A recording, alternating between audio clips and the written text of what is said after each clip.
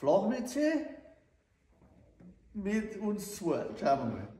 Meine Frau hat gesagt, ich soll den Ofen schon mal auf 60 Grad stellen. Ich so, rutscht da nicht der Braten wieder raus. Ja gut, der war schon mal nicht schlecht. Ja, okay. Okay. Also, wir waren kürzlich auf so einem Traditionsweingut und haben mit den Füßen die Trauben getrieben.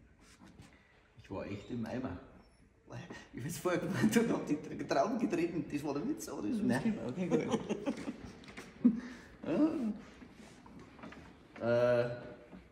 Hab neulich den Notar gefragt, wenn ich 2 Testamente verfassen lasse, gibt es da Nachlass?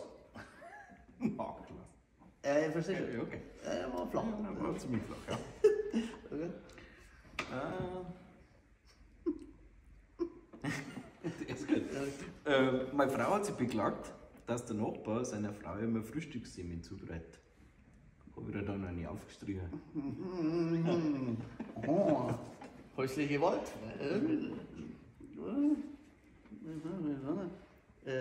Island Ponys können Tölt, was können Schecken? Scheckentempo. Hä? Ich weiß gar nicht, was ist ein Schecke? Du musst aus der Ist das ein Chef, ist das ein Pferd?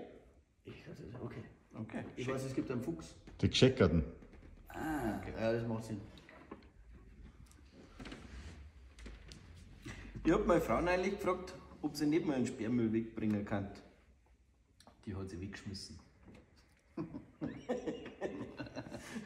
Okay.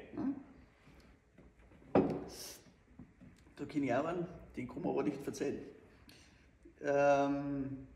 Wollte neulich einem Freund helfen, den Rumpf seines Bootes zu streichen.